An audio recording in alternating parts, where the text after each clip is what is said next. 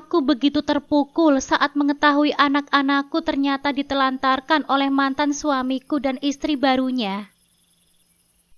Assalamualaikum sahabat Bunda. Semoga Allah selalu memberikan kesehatan dan kebahagiaan untuk kita semua. Sebelumnya, jangan lupa absen dari daerah mana saja ya Bun, agar silaturahmi kita semakin erat.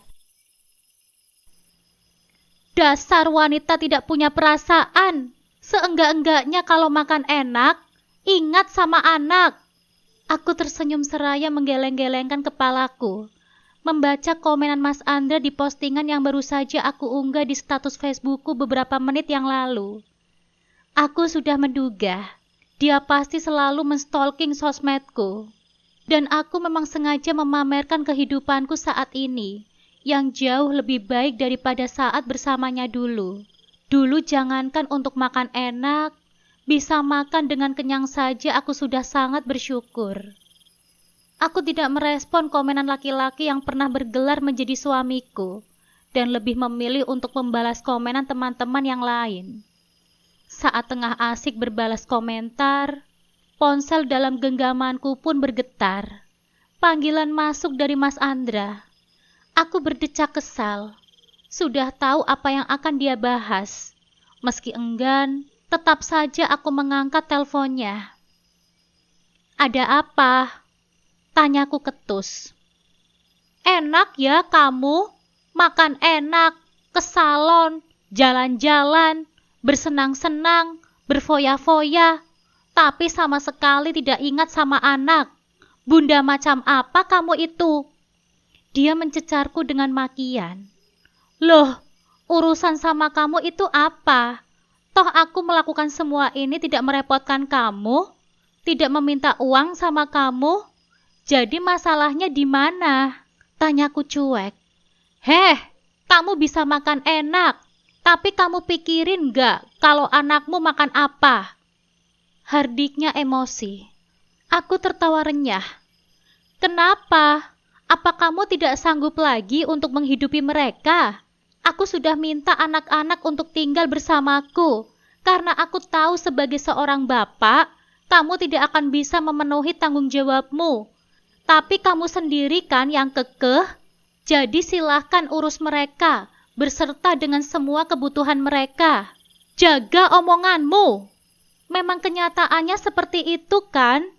Bilqis sakit. Kamu hubungi aku untuk meminta uang.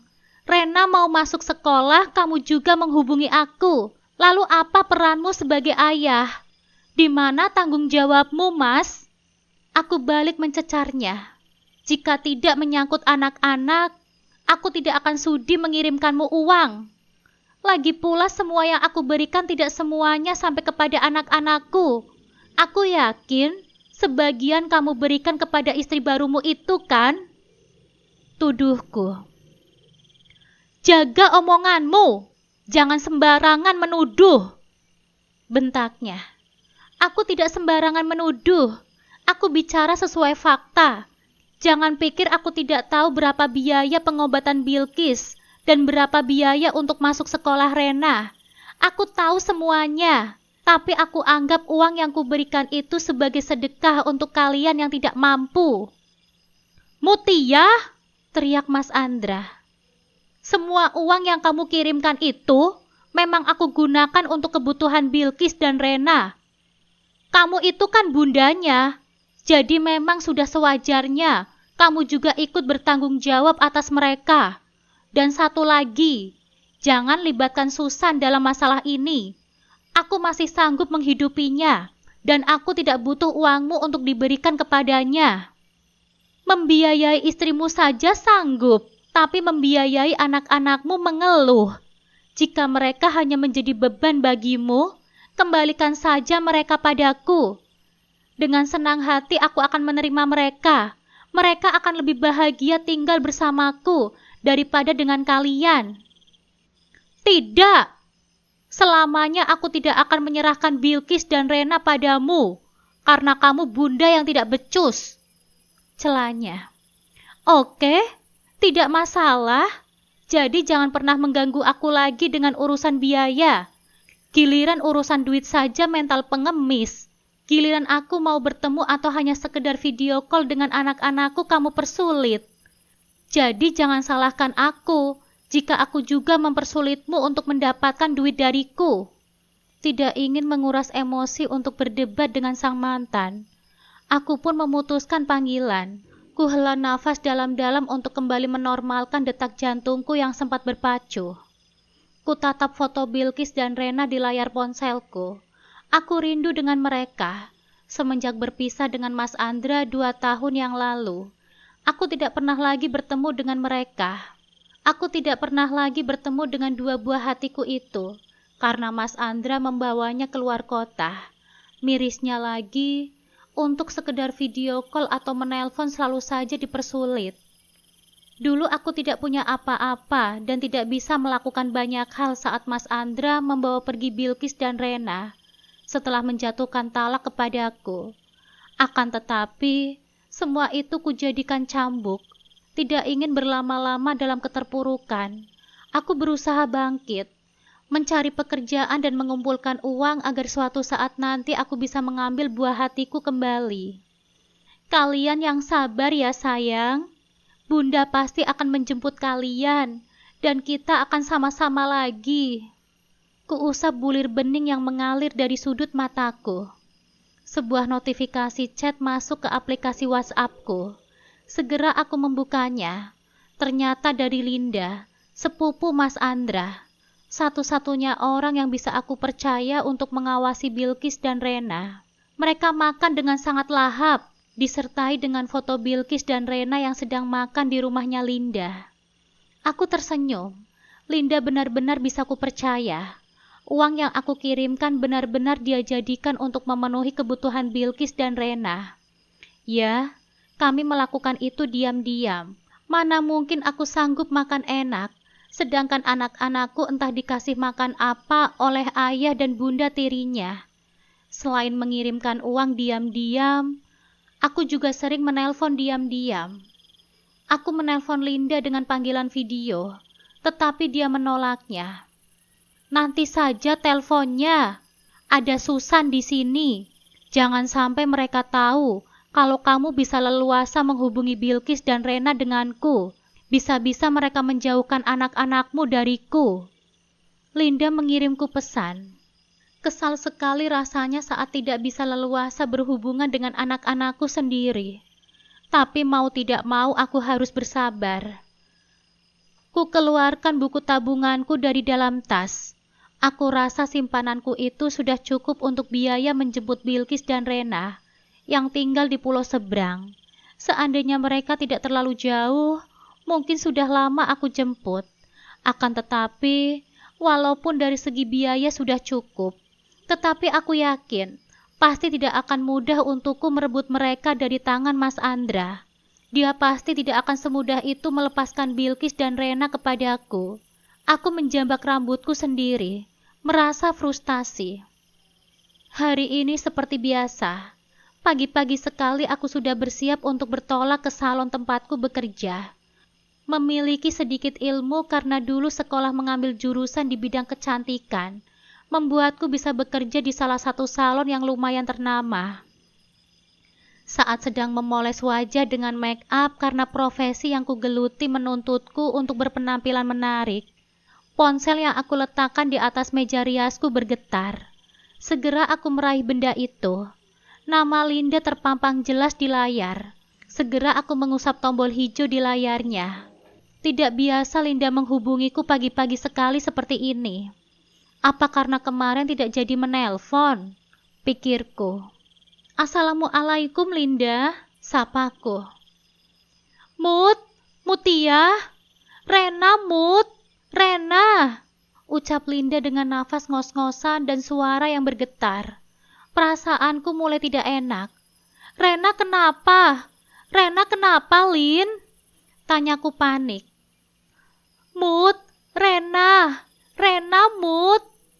Kenapa dengan Rena? Anakku kenapa, Linda? Bentakku karena Linda tidak bicara dengan jelas. Rena kecelakaan, Mutia, ujar Linda.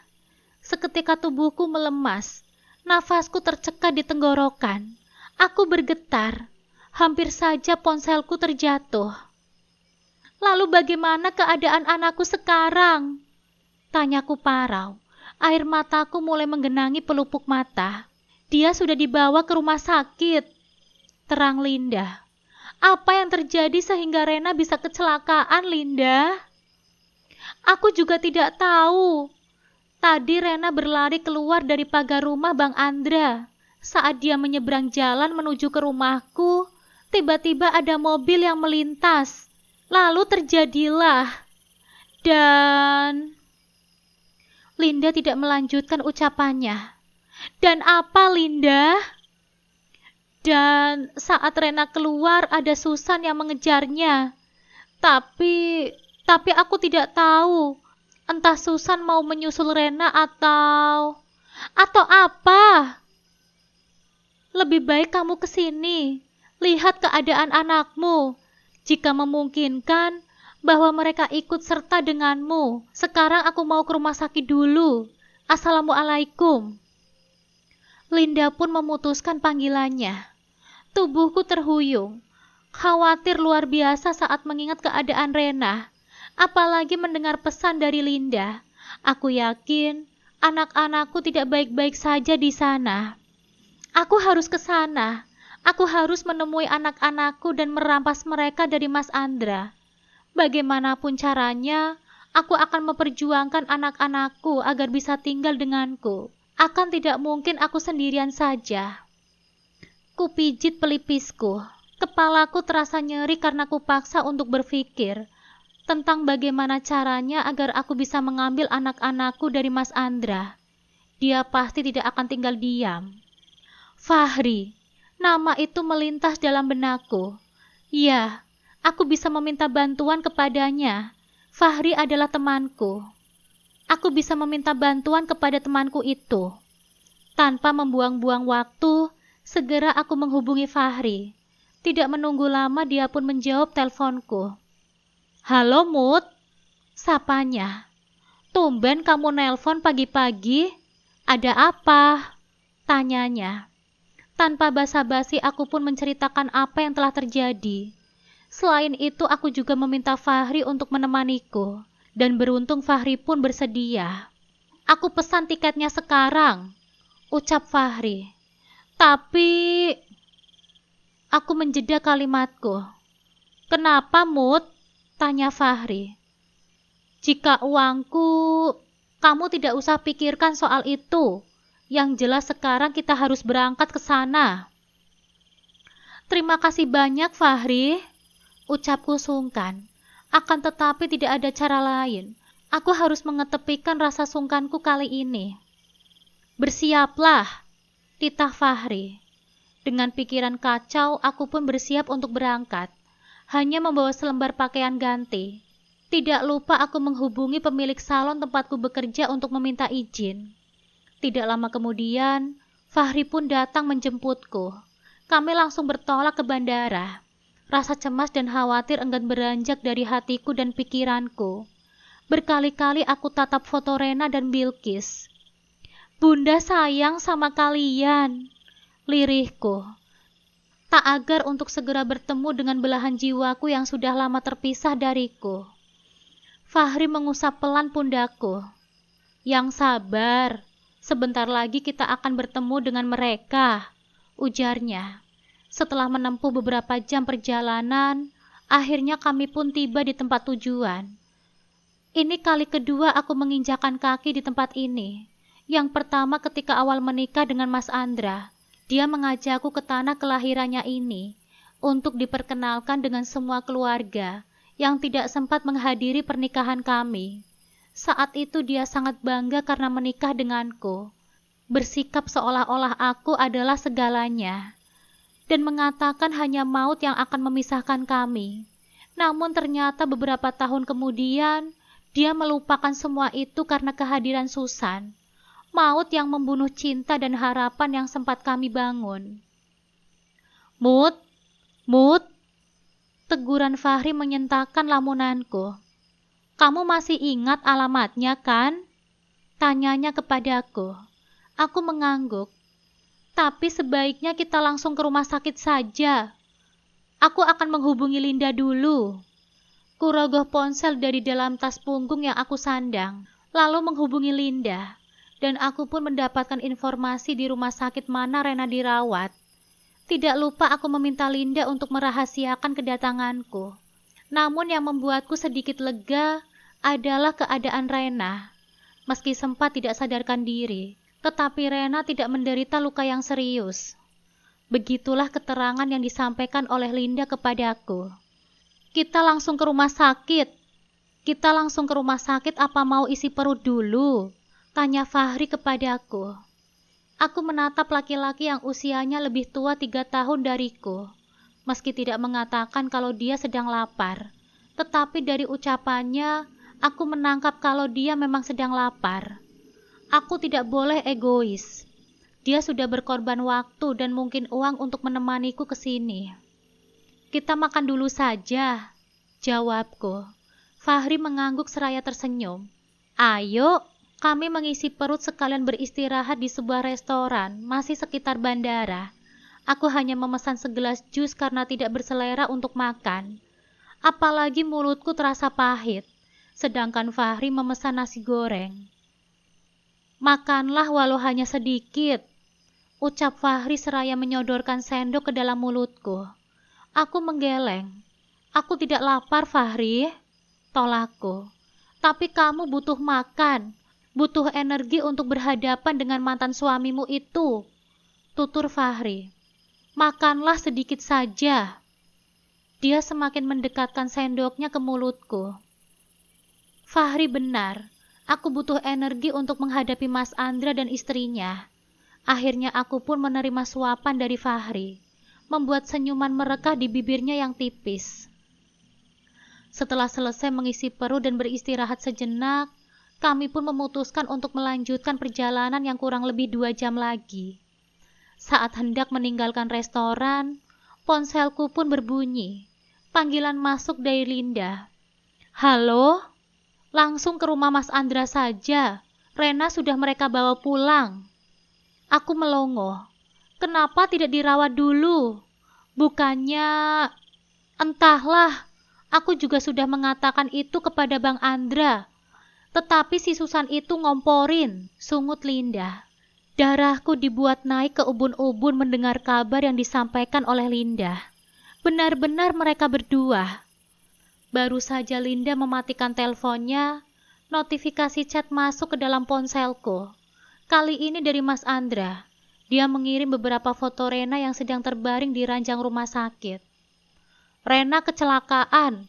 Tolong kirimkan uang untuk biaya pengobatannya. Aku tersenyum kecut. Bisa-bisanya dia memanfaatkan keadaan Rena, sedangkan Rena sudah dia bawa pulang. Padahal seharusnya bagaimanapun Rena tetap harus dirawat untuk memastikan keadaannya. Kamu tidak akan bisa memerasku, Mas. Geramku. Ku remas kuat ponsel dalam genggamanku. Menggunakan taksi online, aku dan Fahri pun menuju kediaman Mas Andra. Tentunya dengan rasa emosi yang tidak bisa kujabarkan. Taksi yang kami tumpangi berhenti di depan sebuah rumah bergaya minimalis dengan cat berwarna putih gading. Itu adalah rumah orang tua Mas Andra yang dia tempati bersama istrinya dan juga anak-anakku. Sejenak aku tertegun memandangi rumah itu. Dentuman di dadaku bertabuh hebat. Kita turun sekarang? Tanya Fahri. Aku mengangguk, lalu beringsut turun dari mobil. Sedangkan mobil tetap standby karena kami sudah mencaternya. Langkah terasa sangat berat. Tidak menyangka aku akan kembali lagi menginjakkan kakiku di rumah ini. Butuh pegangan? Tanya Fahri seraya mengulurkan tangannya. Aku hanya menjawab dengan gelengan. Aku meliarkan pandanganku. Rumah nampak sepi. Begitupun dengan rumah Linda di seberang jalan. Melanjutkan langkahku. Aku melewati pagar besi yang tidak tertutup dengan sempurna. Jarakku dengan rumah sudah semakin dekat. Itu artinya sebentar lagi aku akan bertemu dengan kedua anakku, juga dengan mantan suamiku dan istri barunya. Sedangkan mertuaku sudah meninggal. Ayah Mas Andra sudah meninggal sebelum kami menikah, dan setahun yang lalu ibunya pun menyusul. Ponselku kembali bergetar. Sejenak aku menghentikan langkahku untuk mengambil benda itu dari dalam tasku. Mas Andra, gumamku, sudah bisa ditebak. Dia pasti akan kembali meminta uang kepadaku dengan alasan untuk biaya pengobatan Rena. Aku menggeser tombol hijau dan mendekatkan ponsel ke pipiku. Kembali kulanjutkan langkahku. Kamu hanya membaca saja pesanku. Segera kirimkan uang untuk biaya rumah sakit dan pengobatan Rena, jika kamu masih merasa bundanya. Ucapnya tanpa basa-basi. Aku tidak menjawab sama sekali. Dia menanyakan peranku. Lalu apa perannya sebagai seorang ayah? Ayah yang sudah memisahkan anak dari bundanya. Tetapi urusan keuangan selalu saja melemparkan kepadaku. Aku mempercepat langkahku. Fahri pun selalu mengiringiku. Kamu dengar aku atau tidak sih? Teriak Mas Andra. Sekarang Rena dirawat di rumah sakit. Apa hatimu sudah mati? Di sana kamu enak-enakan, sedangkan di sini anakmu terbaring di rumah sakit. Langkahku terhenti saat aku berada tepat di depan pintu. Rasanya ingin mendobrak pintu itu, lalu masuk dan memberikan penjelasan kepada laki-laki yang bergelar mantan suamiku. Sungguh aku tidak habis pikir. Dia tega menjadikan keadaan Rena sebagai tameng untuk meminta uang kepadaku. Benar-benar tidak punya harga diri. Mutia, teriak Mas Andra berbarengan dengan pintu terbuka. Seketika matanya membola melihat kehadiranku yang berada tepat di depannya. Mulutnya ternganga seolah-olah yang dia lihat adalah sesuatu yang sangat menakutkan. Sedangkan aku mengulas senyum miring dengan mata menatap tajam pada laki-laki bertubuh jangkung itu. Meminta uang kepadaku, benar-benar tidak punya harga diri. Kamu? Ucap Mas Andra terbata. Dia menatapku bergantian dengan Fahri. Kenapa? Apa kamu terkejut aku ada di sini? Kaget karena kebohonganmu telah terbongkar? Tega kamu ya menjadikan Rena sebagai bahan untuk memerasku? Ujarku penuh penekanan. Kamu bilang Rena masih di rumah sakit.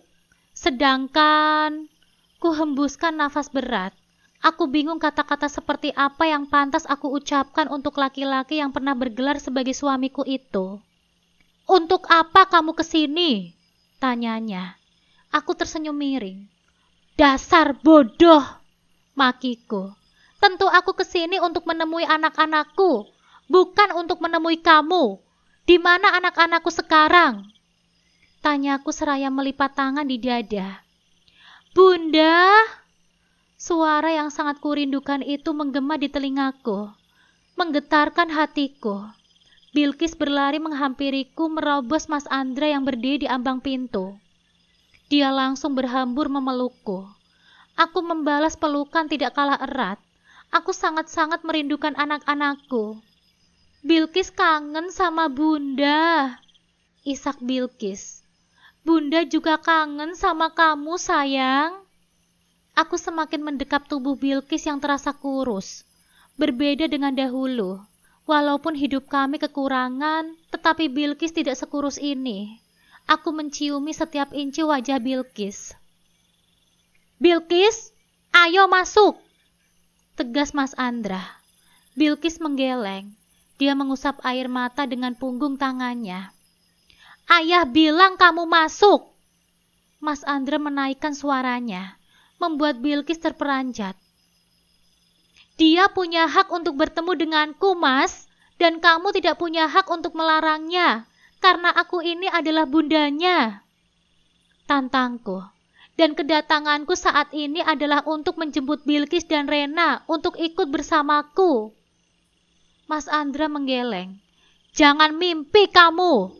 Aku tidak akan menyerahkan mereka kepadamu, karena aku tahu kamu tidak akan becus untuk merawat mereka berdua. Lihat, kamu saja sibuk menyenangkan dirimu sendiri. Lantas apa kamu becus untuk mengurus mereka? Apa-apa juga minta uang sama aku? Dan lihat, Bilkis menjadi kurus seperti ini. Apa kamu merasa becus sebagai ayahnya? Cercaku. Dan soal aku menyenangkan diriku sendiri, itu bukan urusanmu, karena aku tidak meminta biaya atau apapun kepadamu. Lagi pula, apa yang bisa kuminta darimu? Sedangkan untuk anak-anakmu saja kamu masih membebankan kepadaku, sekalipun dengan kebohongan. Aku curiga uang yang pernah aku kirimkan kamu jadikan untuk menghidupi istrimu. Cemoohku. Jaga tuduhanmu tanpa bukti itu. Tuduhan tanpa bukti? Semua ucapanku itu ada buktinya. Contohnya saja barusan. Kamu mengatakan kalau Rena masih ada di rumah sakit untuk meminta uang kepadaku. Tapi kenyataannya, Rena sudah kamu bawa pulang.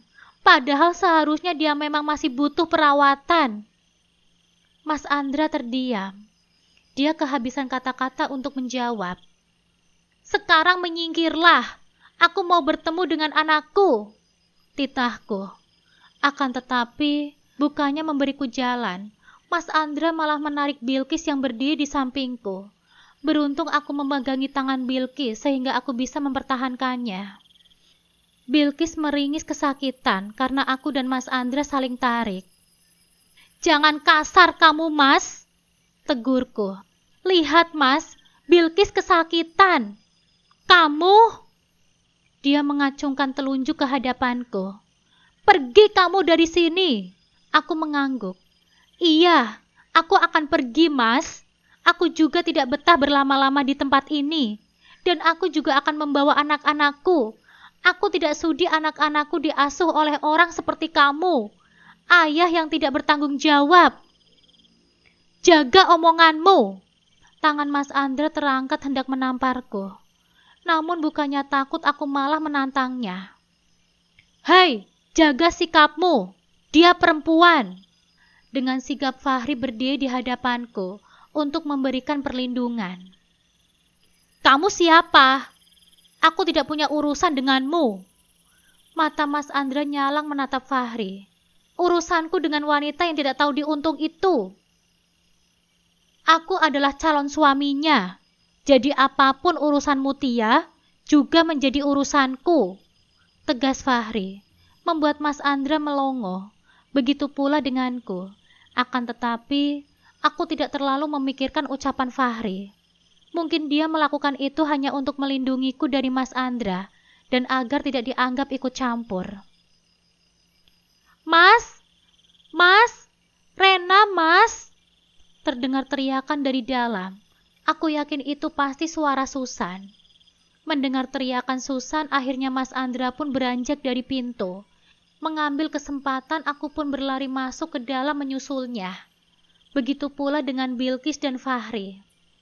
Aku mengekori langkah Mas Andra masuk ke dalam kamar, dan betapa terkejutnya aku melihat di atas tempat tidur, Rena kejang. Aku terpekik, segera aku menghampiri Rena dan memeluknya. Rena, Rena. Mas Andra mendekat dan menepuk-nepuk pelan pipi Rena. Aku mengibaskan tangannya dengan kasar dan menatapnya tajam. Jangan sentuh anakku. Lihat apa yang kamu lakukan. Apa masih kamu merasa becus? Bergantian ku tatap Mas Andra dan Susan, wanita yang sudah menghancurkan dunia anak-anakku.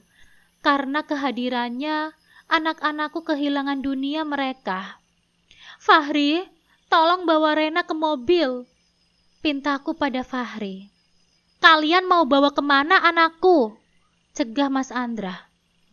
Lalu, apa kamu akan membiarkan keadaan Rena seperti ini terus? Apa kamu ingin membunuhnya? Teriakku.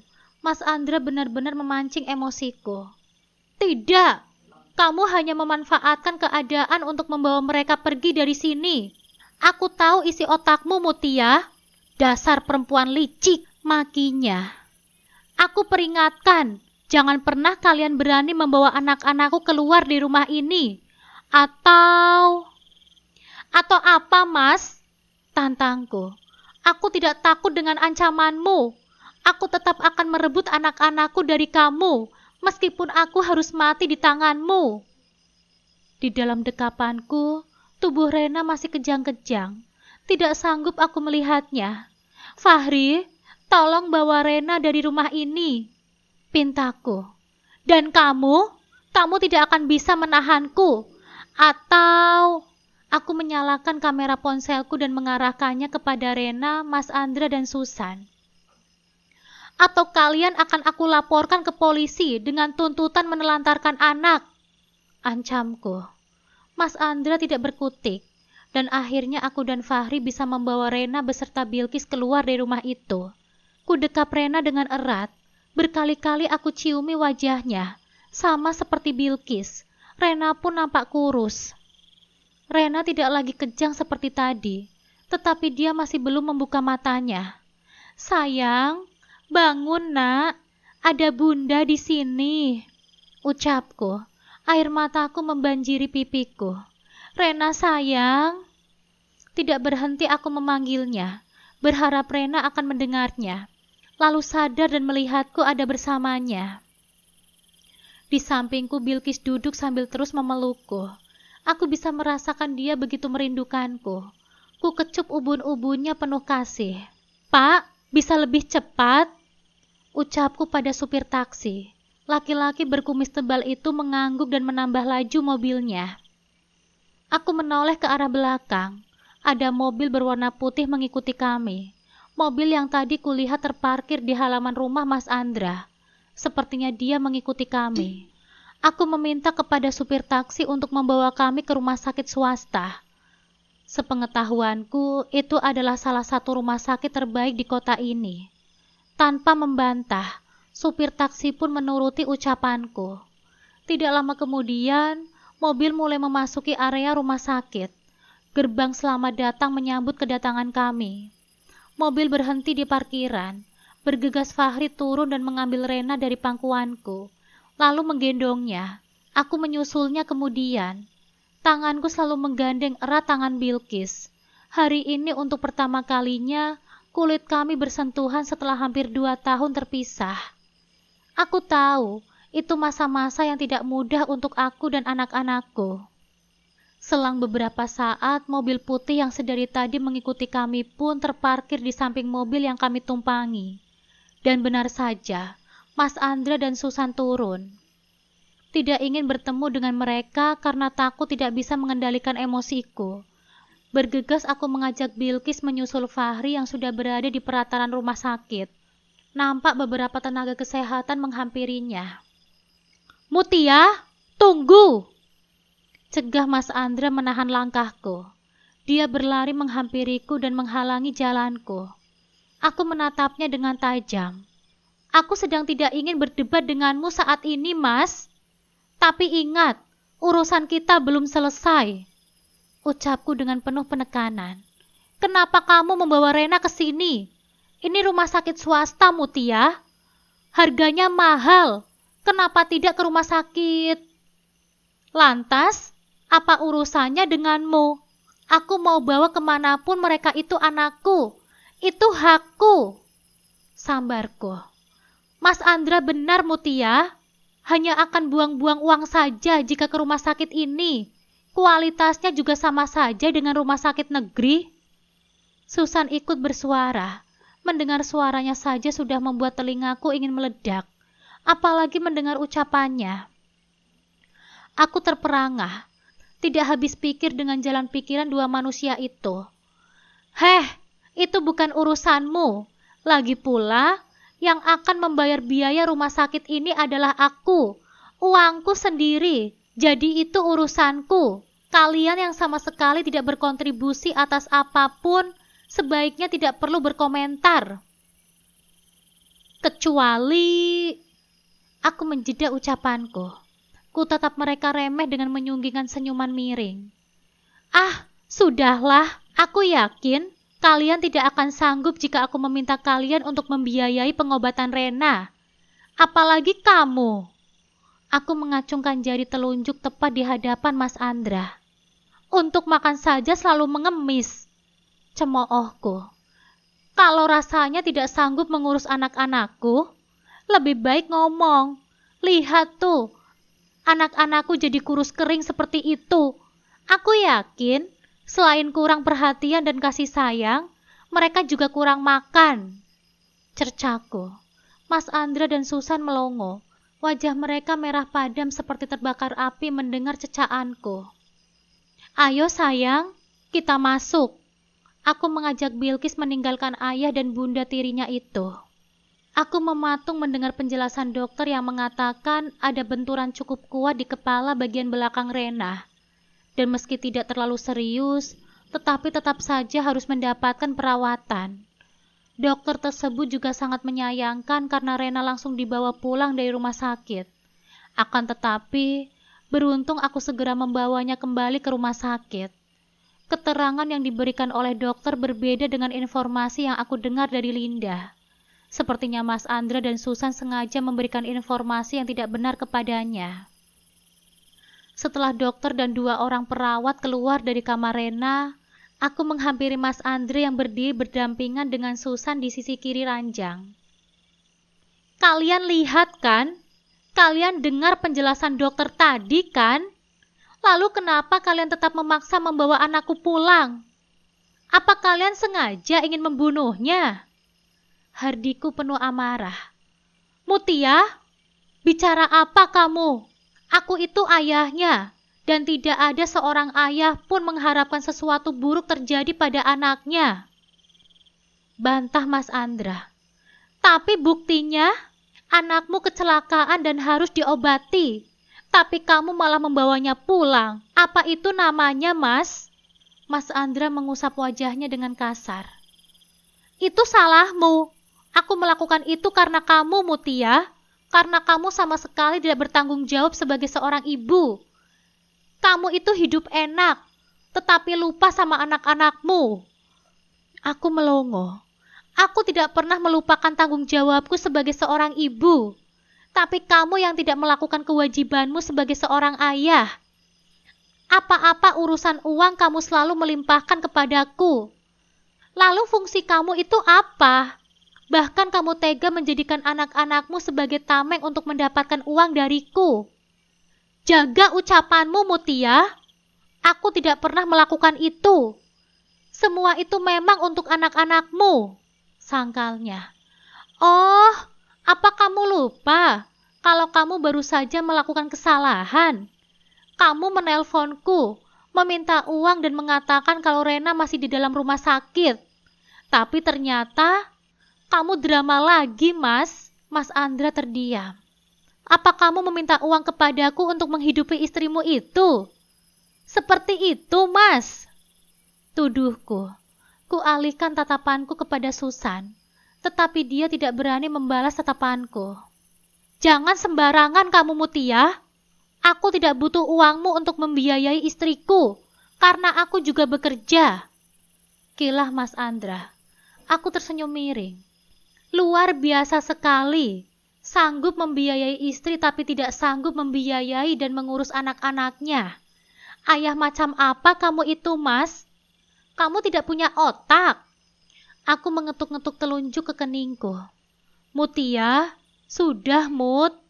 Fahri menghampiriku, mengusap pelan pundakku, dan menengahi perdebatanku dengan Mas Andra. Lalu membawaku menjauh dari 2 ekor ulat berbulu itu. Terpaksa aku meredam banyak umpatan yang belum puas aku keluarkan.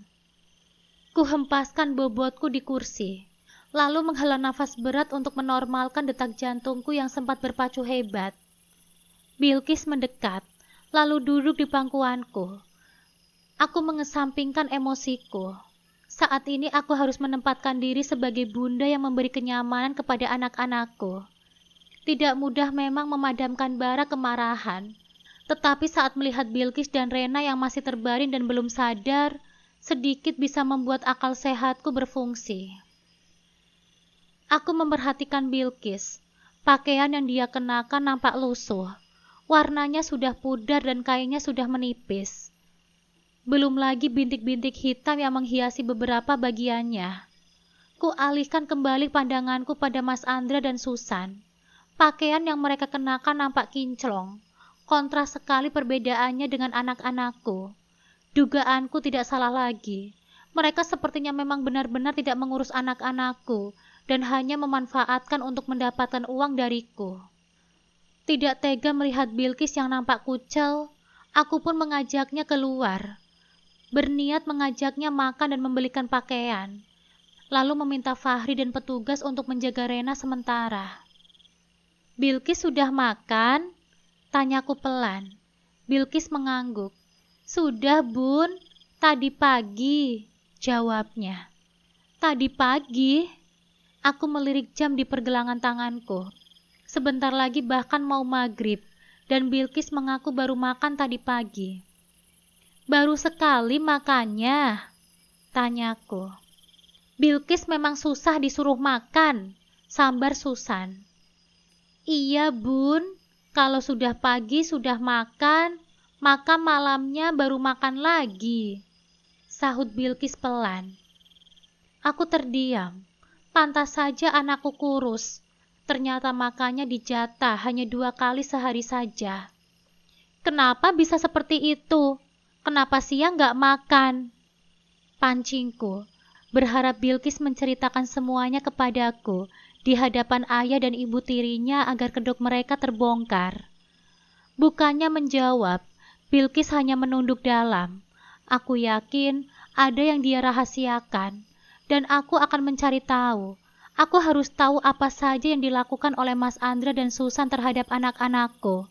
Dan jika sampai tindakan mereka di luar batas, maka aku tidak akan tinggal diam. Aku akan membuat perhitungan kepada mereka berdua. "Bilqis," panggilku seraya merapikan rambut Bilqis yang berantakan dan lepek.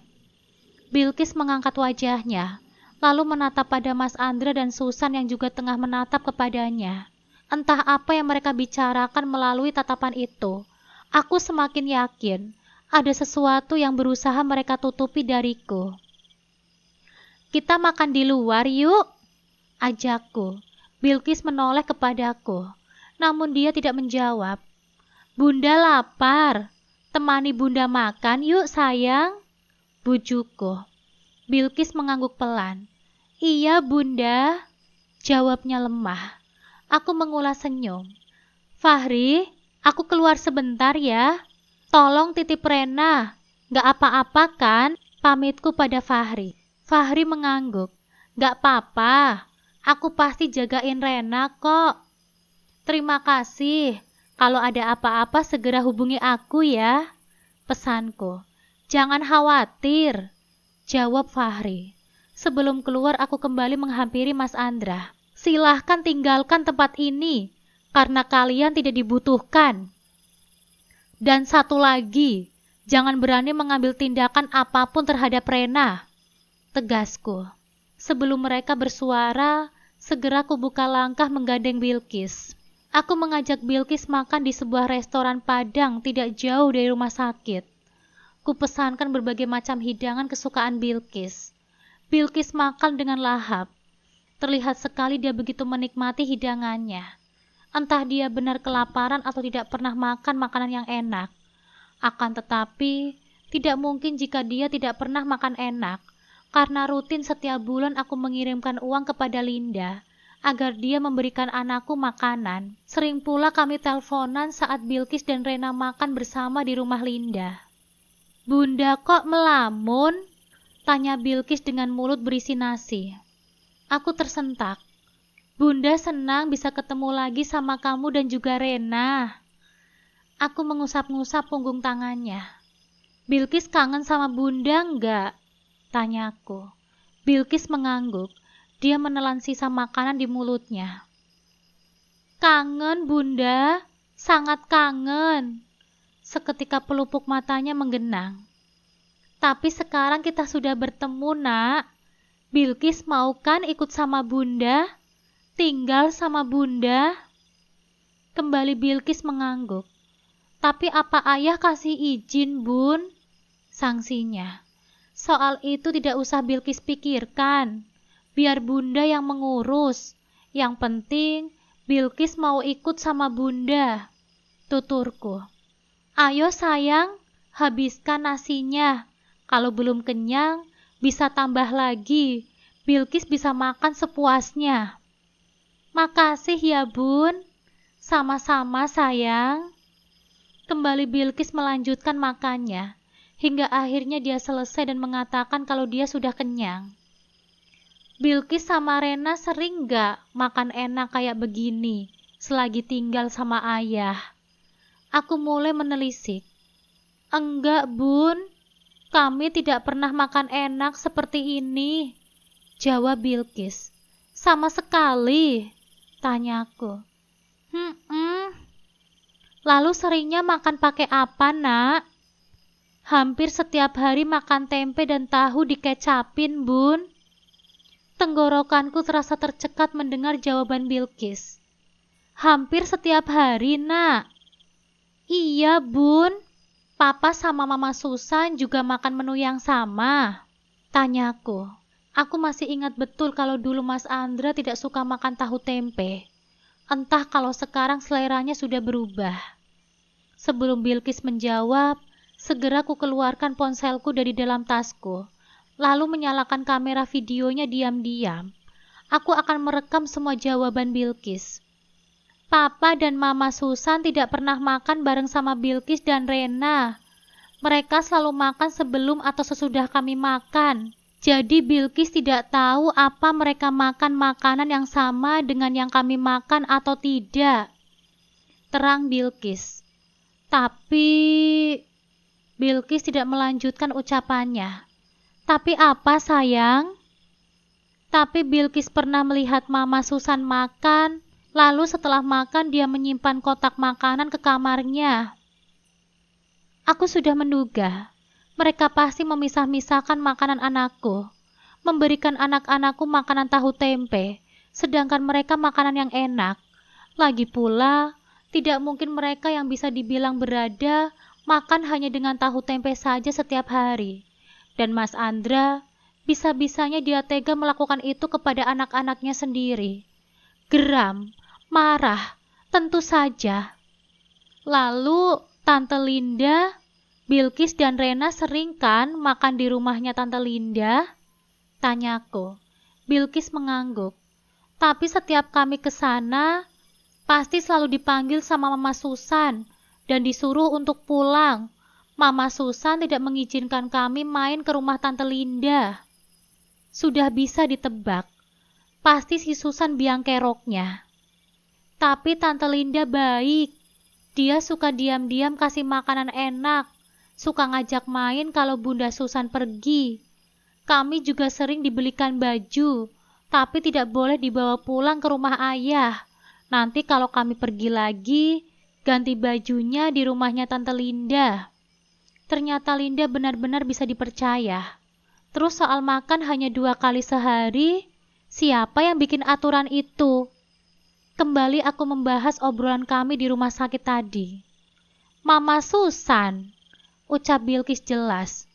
Memangnya kenapa? Apa ayah tahu soal itu? Soalnya kalau siang sering gak ada nasi, jadi kami makannya hanya pagi dan malam saja. Ayah kalau siang kerja. Selain itu, apa ada lagi yang dilakukan Mama Susan atau ayah sama kalian?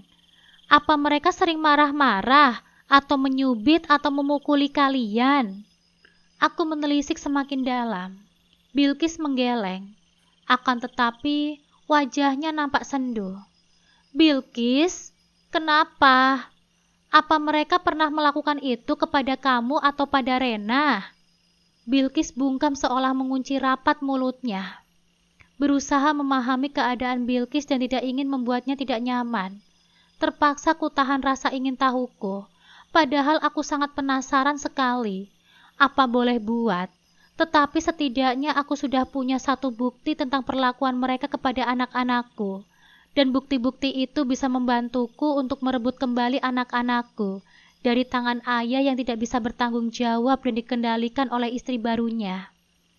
Kita beli baju yuk, lalu kita beli makanan dan kembali ke rumah sakit. Kasihan Rena terlalu lama ditinggal, ajakku. Bilqis mengangguk patuh, dan kami pun meninggalkan restoran. Kamu boleh pilih baju apa saja yang kamu suka. Sekalian juga pilihkan baju untuk Rena ya, Ucapku pada Bilqis saat kami memilih-milih pakaian di sebuah toko. Bilqis nampak antusias. Dia memilih beberapa lembar dress. Dan seperti yang aku katakan, tidak lupa dia juga memilihkan pakaian untuk Rena. Bun, yang ini boleh nggak? Tanya Bilqis. Dia memberagakan mini dress berwarna peach kepadaku. Aku mengamatinya. Boleh dong sayang, jawabku. Tapi apa nggak kebesaran? Besar ya bun. Wajah Bilqis berubah murung. Bagaimana kalau kita coba aja dulu? Siapa tahu cuma kelihatannya saja yang besar. Usulku. Bilqis kembali tersenyum. Ayo bun, kita coba. Kami pun memasuki ruang ganti yang berada di pojok belakang toko tersebut. Aku membantu Bilqis melepaskan pakaian lusuhnya. Namun gerakanku terhenti ketika aku melihat tanda hijau di lengan sebelah kiri Bilqis. Segera aku periksa tubuh anak perempuanku yang masih berusia 9 tahun itu. Dan kembali aku menemukan tanda serupa di lengan sebelah kanannya. Penasaran, ku lepaskan semua pakaiannya dan menyisakan pakaian dalamnya saja. Ternyata tidak hanya di lengannya saja. Tanda itu juga ada di paha anakku. Dan itu tidak hanya satu, akan tetapi ada beberapa. Bilqis, ini kenapa nak? Tanyaku. Bilqis nampak gugup. Bilqis, jawab bunda. Ini kenapa? Kenapa banyak tanda ini di tubuhmu? Desaku sambil menunjukkan tanda tersebut. Ini... Kenapa Bilqis? Ayo jawab. Pikiranku mulai tidak enak. Aku khawatir jika Mas Andra dan Susan main fisik kepada anak-anakku. Dicubit sama Mama Susan, Bun. Jawab Bilqis sangat pelan, tapi terdengar keras bagaikan petir di telingaku. Seketika tubuhku terasa panas, seolah-olah dibakar api yang sedang membara. Emosi menggelora di ruang dadaku. Rasanya ingin kucabik-cabik wanita itu. Ini tidak bisa dibiarkan. Sebagai seorang bunda, aku tidak akan tinggal diam saat anakku disakiti oleh orang lain. Aku akan membuat perhitungan dengannya. Ayo, kita kembali ke rumah sakit. Segera ku kenakan kembali pakaian Bilqis. Sepanjang perjalanan menuju ke rumah sakit, aku hanya diam saja. Sedangkan batinku tengah berperang. Ada kegaduhan di dalam jiwaku. Aku tidak bisa terima saat orang lain dengan berani menyakiti anak-anakku. Binatang sekalipun tidak akan sudi jika anaknya diusik. Apalagi aku. Bun, Bilqis memanggilku lirih sambil menggenggam jemariku. Aku menoleh kepadanya. Melihat wajah itu seketika terbayang di pikiranku saat Susan menyakitinya. Bilqis pasti kesakitan. Dia pasti menangis dan ketakutan. Sedangkan tidak ada tempat untuknya berlindung. Telagaku menguap. Kubiarkan aliran itu mengaliri pipiku. Sayang, maafkan bunda ya, ucapku. Maafkan karena bunda... Aku tidak sanggup lagi melanjutkan ucapanku. Bun, jangan katakan sama Mama Susan atau ayah kalau Bilqis ngomong ini kepada bunda ya. Bilqis tidak mau dibilang anak pengadu. Bilqis takut kalau Mama Susan semakin marah. Pinta Bilqis. Tidak Bilqis, tidak ada yang bisa menyakitimu lagi. Ada bunda di sini, dan bunda tidak akan tinggal diam. Tegasku. Tapi bun, Mama Susan itu... Bilqis tenang saja ya nak. Mobil kembali berhenti di parkiran rumah sakit. Bergegas aku turun. Bilqis menggandeng erat tanganku. Tangannya terasa dingin. Sepertinya dia sangat cemas dan ketakutan. Dari ujung lorong aku melihat Susan duduk bersama Mas Andra di depan kamar Rena. Emosiku langsung memuncak melihat mereka berdua. Aku pun mempercepat langkahku. Melihat kedatanganku, Susan dan Mas Andra menoleh bebarengan. Lalu mereka berdiri bersamaan. Wajah Susan nampak tegang. Sepertinya dia khawatir kalau Bilqis mengadu kepadaku. Aku menghentikan langkah tepat di hadapan sepasang ulat bulu tersebut. Kami berdiri saling berhadapan, sedangkan Bilqis di sampingku. Terasa Bilqis mengeratkan genggamannya. Melihat wajah Susan semakin membuat emosiku meluap-luap. Rasanya tidak mampu lagi untuk kutahan dan ingin meledak. Tanpa bisa kukontrol, tanganku bergerak dan menjambak rambut Susan. Au! Sakit! Wanita itu memekik. Beberapa orang yang ada di sana sontak melihat ke arah kami. Akan tetapi, aku tidak peduli. Apa yang kamu lakukan, Mutia? Serga Mas Andra. Dia berusaha melepaskan rambut Susan dari cengkramanku. Akan tetapi sia-sia. Lepaskan, Mutia, perintahnya. Aku hanya menanggapinya dengan senyuman miring. Sakit, Mutia, lepaskan rambutku. Ada apa denganmu? Pinta Susan. Gila kamu, Mutia. Apa yang kamu lakukan? Ingat, selama ini Susan yang merawat dan mengurus anakmu. Tidak pantas kamu memperlakukannya seperti ini. Geram Mas Andra. Fahri yang sedari tadi menjaga Rena pun keluar karena mendengar kegaduhan. Mutia, ada apa ini? Dia menghampiriku. Bun, sudah Bun. Pinta Bilqis terisak. Lepaskan Mutia, kamu menyakitiku. Ucap Susan. Apa? Sakit? Segini doang kamu sudah ngeluh sakit. Lalu apa yang dirasakan oleh anakku ketika kamu mencubitnya sampai tubuhnya membiru? Geramku. Aku tidak rela, Susan. Apa-apaan kamu itu, Mutia? Jangan mengada-ngada. Bantah Mas Andra masih membela istrinya. Lepaskan Mutia, daripada nanti kita diusir oleh security. Dan kita tidak bisa menjaga Rena di sini. Bisik Fahri kepadaku. Sejenak aku terdiam, menimbang. Ya, Fahri ada benarnya juga. Dengan kasar aku melepaskan jambakanku dari rambut Susan, dengan mendorongnya hingga dia terhuyung. Beruntung ada Mas Andre yang selalu siaga menyelamatkannya.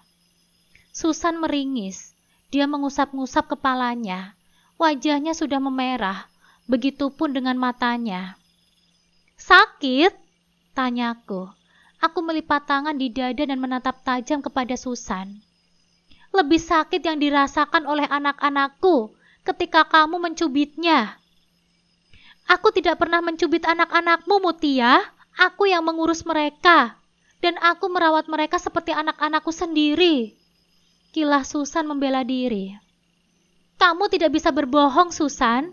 Bekas cubitanmu di tubuh anak-anakku cukup menjadi bukti atas apa yang kamu lakukan. Kamu tidak hanya menyakiti fisik anak-anakku, tetapi kamu juga melukai mental mereka. Cercaku. Mutia, diam. Bentakku ketika Mas Andra hendak bicara. Aku belum selesai. Mataku nyalang menatap laki-laki yang tidak bertanggung jawab itu. Dan kamu? Di mana otakmu, Mas? Aku menunjuk ke arah Mas Andra. Kenapa kamu hanya diam saja saat anak-anakmu diperlakukan tidak manusiawi oleh wanita ini? Bahkan makanan mereka saja kalian beda-bedakan. Apa maksud kamu? Kami tidak pernah melakukan itu. Sambar Mas Andra. Bilqis, apa yang kamu adukan kepada bundamu? Hardiknya pada Bilqis.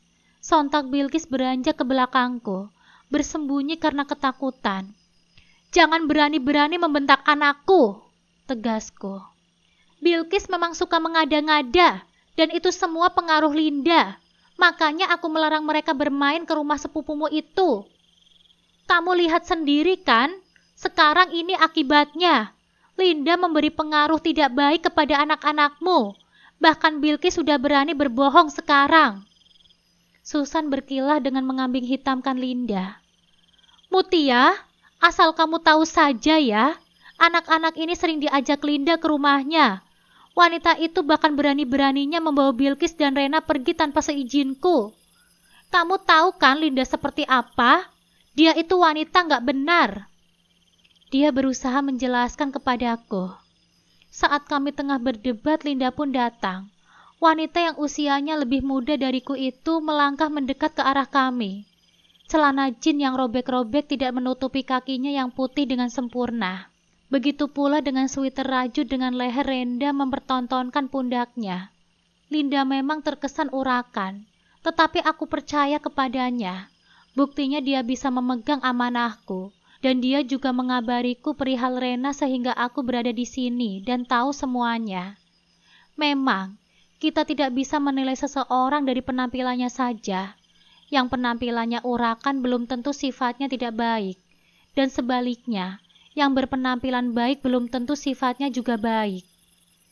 Melihat kedatangan Linda membuat Susan langsung menutup mulut.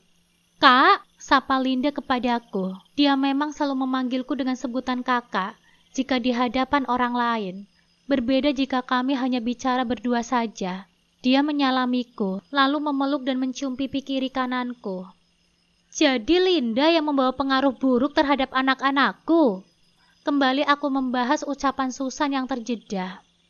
Berbeda dengan yang tadi, Susan tidak menjawab lagi. "Gue?" Linda menunjuk dirinya sendiri. "Yang membawa pengaruh buruk itu gue apa elu?" Emosi Linda pun terpancing karena dia sudah dituduh oleh Susan. Susan tidak bisa lagi membela diri dengan menyalahkan orang lain. Kehadiran Linda yang tepat waktu membuat dia tersuduh dan tidak bisa berkutik. "Tapi apa yang kamu tuduhkan kepada Susan itu terlalu berlebihan, Mutia." Kembali Mas Andre bersuara. "Apalagi soal makanan. Bilkis dan Rena makan apa yang kami makan, dan kami tidak pernah membeda-bedakan makanan untuk mereka." Aku tertawa sinis. Mas Andre benar-benar tidak tahu apa yang dilakukan oleh Susan kepada anak-anakku. Apa selama ini Susan sudah mengatur skenario semuanya?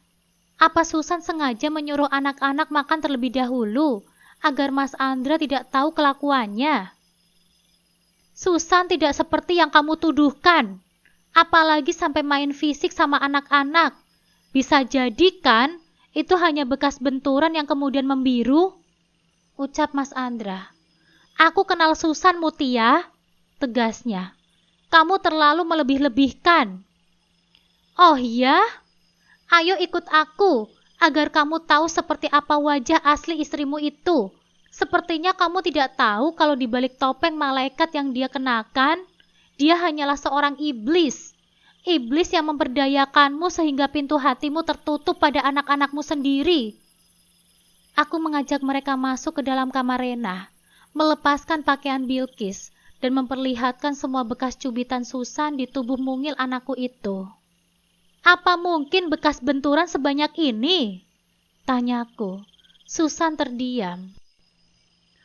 "Mumpung lagi di rumah sakit, bagaimana kalau kita visum saja?" tantang Linda. "Dari hasil visum pasti ketahuan, ini bekas benturan atau bekas cubitan." Susan gelagapan mendengar tantangan Linda. "Linda, apa-apaan kamu? Kamu sengaja ya mau mengadu domba? Jangan memperkeruh suasana," bengis Mas Andra. "Gue nggak memperkeruh suasana, karena memang kenyataan bini lo yang jahat," jawab Linda. "Elunya aja yang nggak melek." Rahang Mas Andra mengeras. Tatapannya nyalang menatap Linda. "Ternyata Susan benar. Kamu yang membawa pengaruh tidak baik untuk anak-anakku." Dia balik menuduh Linda. Merasa mendapat pembelaan dari suaminya, Susan pun merapatkan tubuhnya pada Mas Andra dan menggandeng lengan suaminya. "Sekarang kamu bisa menilai sendiri kan, Mas? Linda itu orangnya seperti apa?"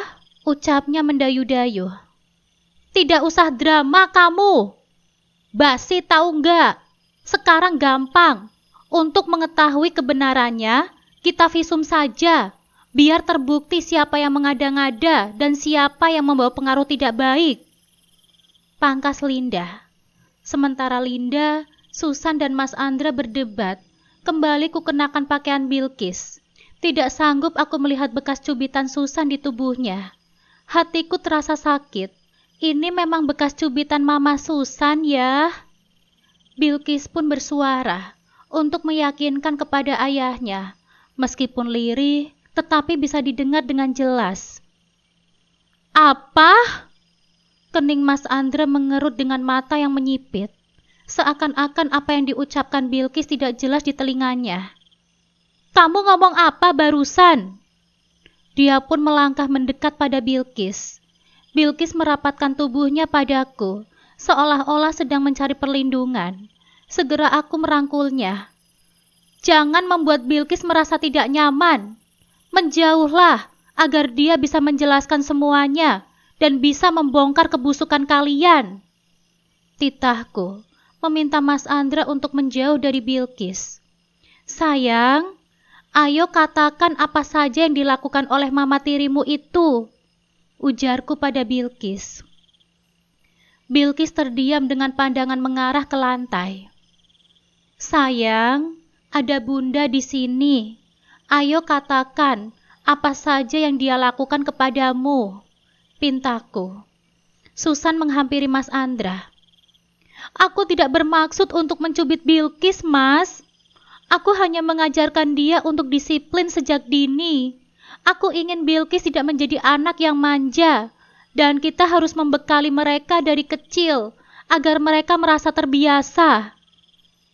Susan beralibi menyebarkan racunnya pada Mas Andra. "Lagi pula aku tidak mungkin kan marah jika tanpa sebab. Kamu tahu sendiri kan, Mas, seperti apa aku menyayangi mereka berdua. Hampir 2 tahun, Mas, aku merawat Bilqis dan Rena. Aku sudah menganggap mereka seperti anak kandungku sendiri, walaupun mereka bukan lahir dari rahimku." Susan menggeser posisinya mendekati Bilqis, lalu berusaha menyentuh Bilqis. "Sayang, kenapa kamu..." Ucapannya terhenti karena Bilqis menepis tangannya. "Lihat kan, anakku trauma disentuh sama kamu," geramku. "Menjauh dari anakku," tegasku. "Dan kamu bilang apa? Kamu hanya bermaksud mendidik anak-anakku untuk disiplin. Disiplin itu tidak dengan kekerasan fisik," tatarku. "Jangan bicara seolah kamu tahu cara mendidik anak dengan baik, Mutia," sambar Mas Andra. 2 tahun kamu tidak mengurus mereka, dan Susan yang melakukan tugas itu. Beruntung dia masih mau mengurus anak-anakmu, dan mereka tidak terlantar. Seharusnya kamu berterima kasih kepada Susan." Aku terperangah. "Apa kamu bilang? Aku tidak mengurus anak-anakku? Apa kamu lupa, Mas? Kamu yang membawa mereka pergi dariku. Kamu yang memisahkan aku dari anak-anakku. Dan sekarang dengan lancang, kamu bilang aku tidak mengurus mereka." Nafasku tersengal karena emosi. "Beruntung? Kamu bilang beruntung ada wanita seperti ini mengurus anak-anakku, dan aku harus berterima kasih kepadanya." Aku menunjuk wajah Susan dengan telunjuk kiriku, lantas menggeleng. "Yang ada kalian yang nyari untung dariku, karena kalian bisa menjadikan anak-anakku alat untuk meminta uang kepadaku. Sedangkan anakku tidak kalian urus dengan benar. Kalian membeda-bedakan makanan mereka, dan istrimu itu sudah lancang main tangan kepada anakku. Demi apapun aku tidak terima itu, Mas." "Mut, tenang, Mut," ucap Fahri dengan pelan. "Kendalikan emosimu. Kita sedang di rumah sakit. Kalau urusannya menyangkut anak-anak, aku tidak akan bisa tenang." Kuusap kasar air mata yang mengalir begitu saja saking emosinya aku. "Kalau kamu seperti ini terus, takutnya Bilqis tidak mau lagi bercerita dan kita tidak punya bahan untuk merebut anak-anakmu kembali." Fahri mendekatkan wajahnya dan berbisik di telingaku. "Kamu yang tenang ya," bujuknya. Kutarik nafas dalam-dalam, lalu menghembuskannya perlahan untuk mengontrol emosiku. "Lalu apa lagi yang dia lakukan kepadamu, sayang?" Kembali aku bertanya pada Bilqis setelah memberi jeda sejenak. Bilqis mendongak. Aku melihat banyak sekali yang disembunyikannya di balik manik legamnya. Selain rahasia, juga ada luka yang bersarang di sana. "Sayang," panggilku. "Ayo bilang sama bunda, nak. Ceritakan semuanya," pintaku pelan. "Mama Susan bilang Kami tidak boleh mengadu ke ayah atau ke siapapun kalau dia mencubit, ucap Bilqis. Kami? Kembali dadaku bergemuruh. Apa itu artinya Rena juga dia perlakukan sama? Bilqis mengangguk pelan. Rena juga, jelasnya. Ucapan Bilqis bagaikan petir di telingaku. Kurang ajar lo ya. Linda mendorong pundak Susan dengan kasar. Segera aku menghampiri Rena. Kubuka kancing piyama dengan warna yang sudah memudar yang dia kenakan. Lalu kuperiksa tubuhnya.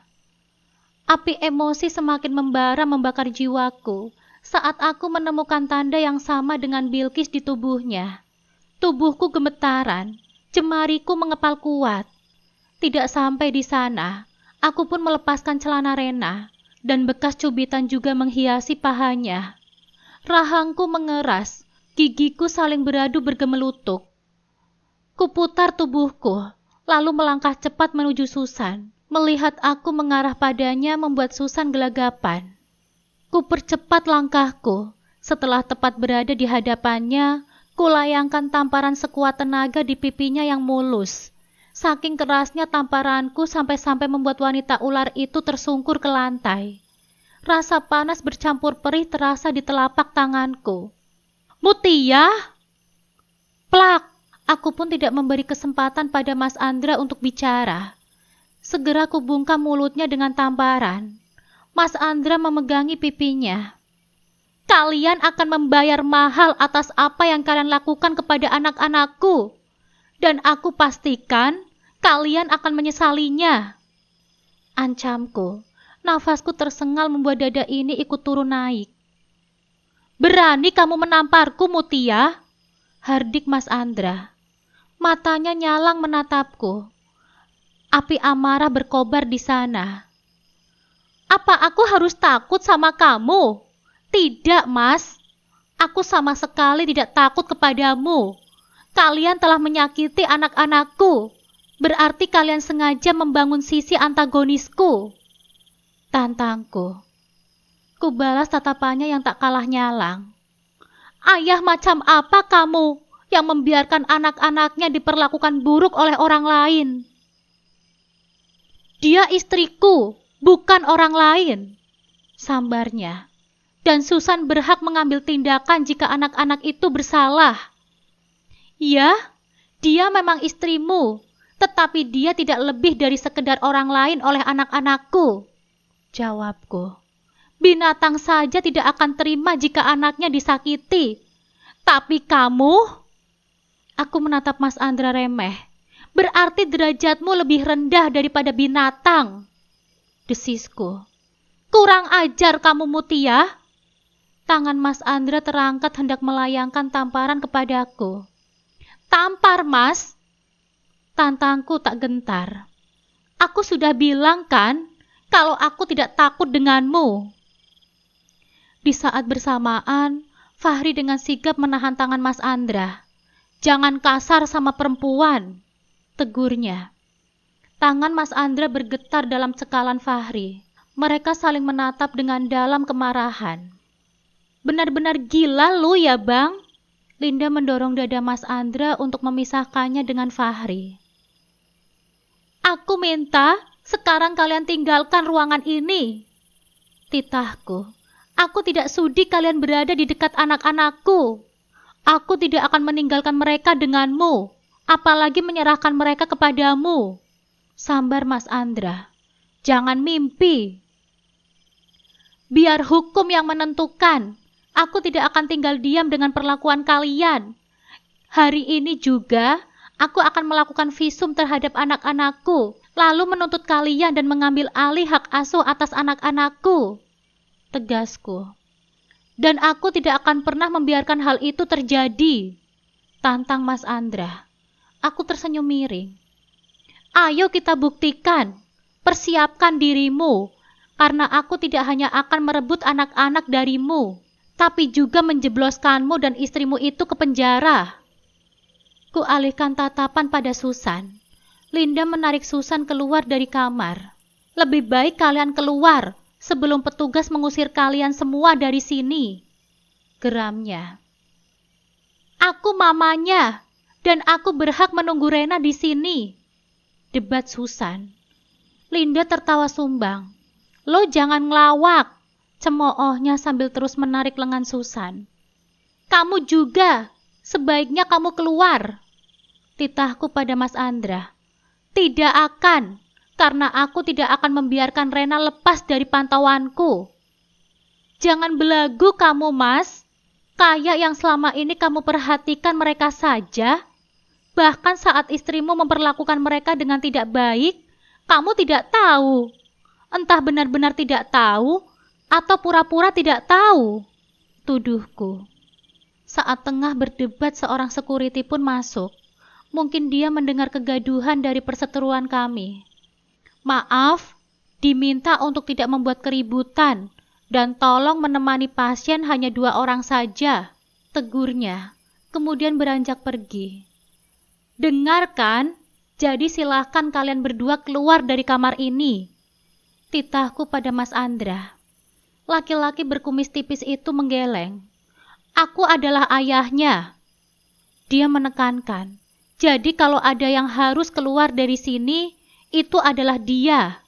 Dia mengarahkan pandangan pada Fahri. Karena dia bukan siapa-siapa di sini. Aku menggeram kesal. Perdebatan kami berhenti karena mendengar suara rintihan lirih dari Rena. Serentak kami menoleh ke ranjang.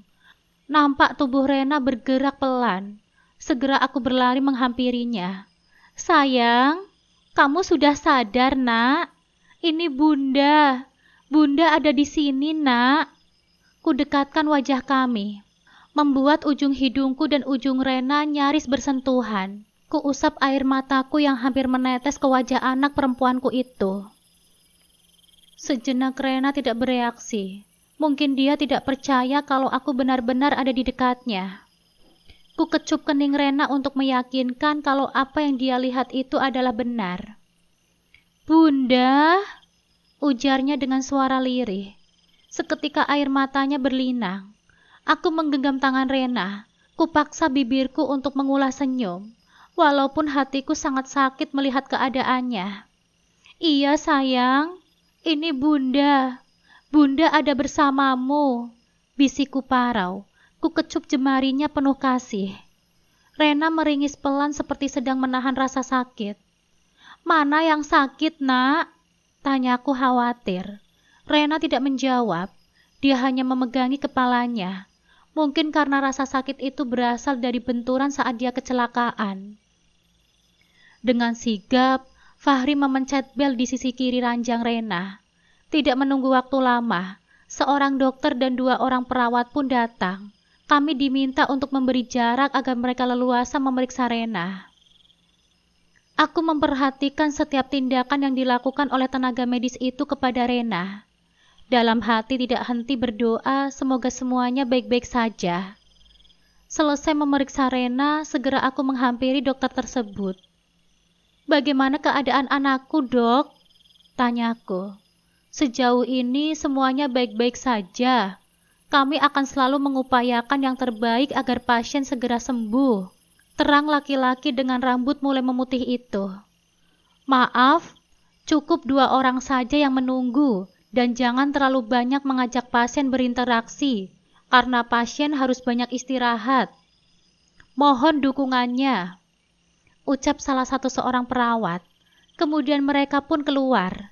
Aku menghela nafas berat, lalu kembali menghampiri Rena.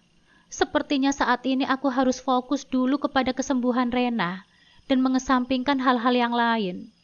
Kesembuhan Rena jauh lebih penting. Akan tetapi, setelah Rena membaik, aku akan segera mengusut semuanya dan merebut anak-anakku kembali. Apalagi melakukan visum tentu harus melewati prosedur. Dengan terlebih dahulu membuat laporan ke kepolisian. Sedangkan saat ini aku tidak ingin meninggalkan Rena. Aku ingin selalu bersamanya dan Bilqis. Aku duduk di kursi di samping tempat tidur Rena. Karena tidak ingin berdebat dan membuat kegaduhan, aku meminta Fahri untuk keluar dan membiarkan Mas Andra tetap di dalam. Percuma bersikeras mengusirnya, karena itu hanya akan memancing perdebatan dan akan mengganggu Rena. Beberapa hari dirawat, akhirnya keadaan Rena semakin membaik. Dia sudah bisa bercerita banyak hal. Akan tetapi, aku berusaha menahan diri untuk tidak mempertanyakan apa yang dia alami selama tinggal bersama ayah dan ibu tirinya itu. Aku tidak ingin membuat mentalnya terpukul karena mengingat kejadian yang pastinya menyisakan trauma di batinnya. Selama beberapa hari itu, mau tidak mau aku harus sering bertemu dengan Mas Andra dan juga Susan. Sedangkan Bilqis aku titipkan pada Linda dan meminta Linda untuk menjauhkannya dari Susan.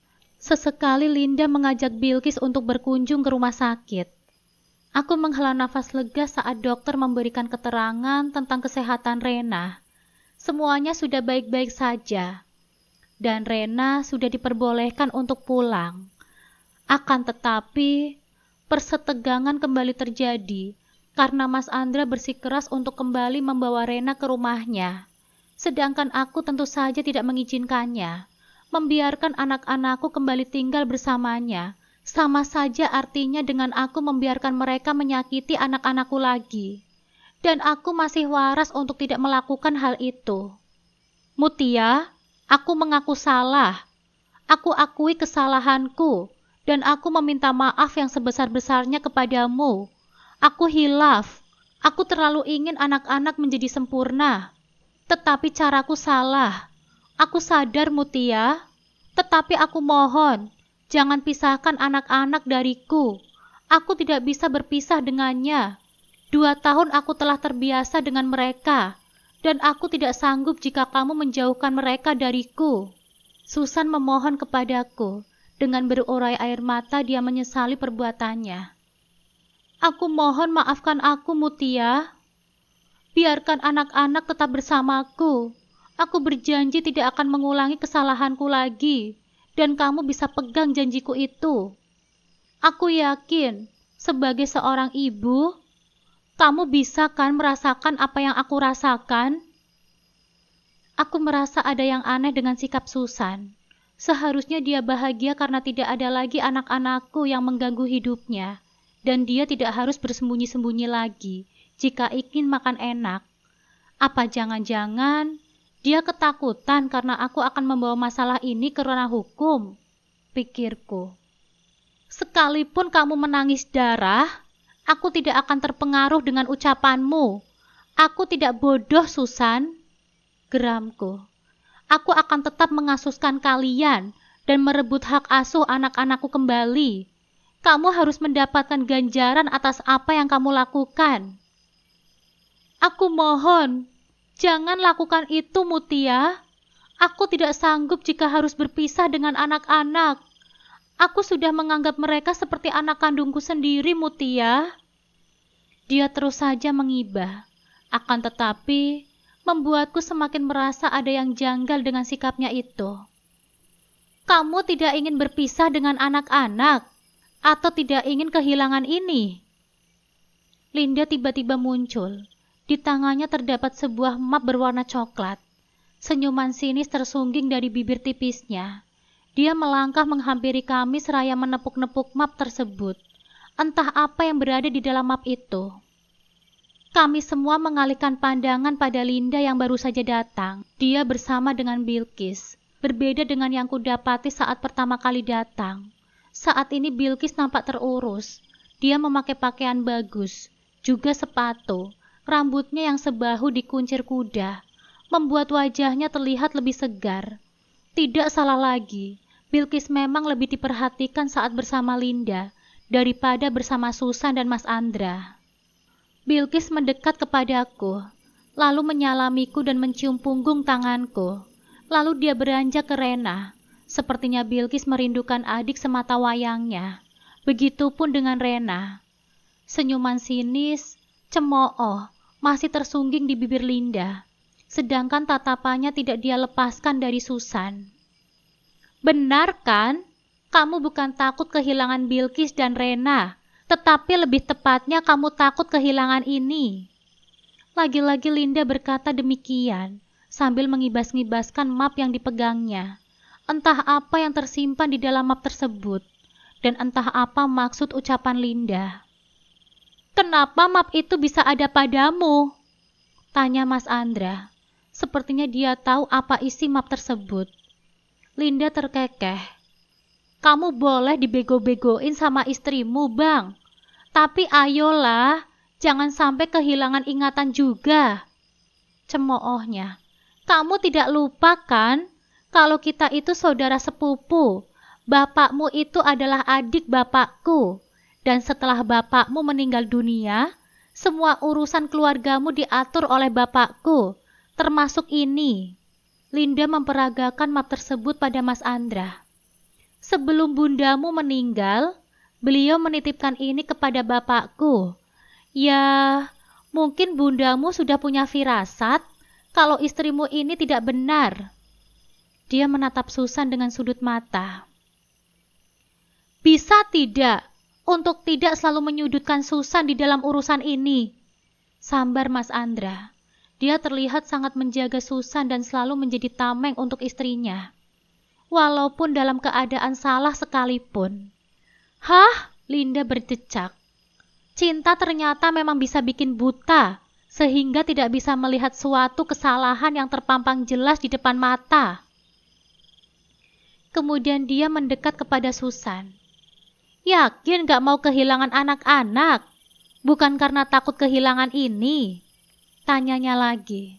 Susan menggeleng. Kamu tidak akan tahu bagaimana perasaan seorang ibu karena kamu tidak pernah merasakannya. Bantahnya tegas. Linda terkekeh. Oh, yang merasa sudah menjadi bunda? Cemoohnya seraya menggelengkan kepala. Maksudmu Bunda Tiri, yang setiap saat memperlakukan anak-anaknya dengan sangat buruk? Atau Bunda Tiri yang hanya menjadikan anak-anak tameng agar tidak kehilangan harta? Begitu. Aku hanya menyimak. Sebagian besar aku tidak mengerti apa yang sedang mereka bahas. Akan tetapi, aku yakin kalau isi dalam map itu adalah sesuatu yang sangat berharga. Sesuatu yang ingin dipertahankan oleh Susan. Sampai-sampai dia merendahkan harga dirinya dan memohon kepadaku seperti tadi. Akan tetapi, apa hubungannya dengan anak-anakku? Aktingmu sangat bagus, Susan. Sepertinya kamu berbakat menjadi artis dengan peran antagonis. Cibir Linda. Dasar drama. Susan tidak berkutik. Kata-kata Linda mampu membungkam mulutnya. Linda beranjak menghampiriku. Kamu jangan sampai termakan omongannya, Mbak. Dia itu ular berkepala dua dan sangat berbisa. Dia itu berbahaya. Dia memperingatiku. Ambil hak asuh anak-anakmu, karena sebagai tante mereka, aku tidak sanggup melihat keponakanku diperlakukan dengan tidak adil. Dia memperlakukan keponakanku seperti orang yang numpang hidup dengannya. Akan tetapi, dia sadar kalau dialah selama ini yang menumpang hidup dengan Bilqis dan Rena. Jelas Linda. Aku mengerutkan kening, masih belum mengerti sepenuhnya dengan ucapan Linda. Linda meraih tanganku, lalu memberikan map yang sedari tadi dia pegang kepadaku. Silahkan dilihat, Mbak. Dibaca dan dipahami. Aku penasaran. Segera aku membuka map tersebut. Ternyata di dalamnya ada selembar surat.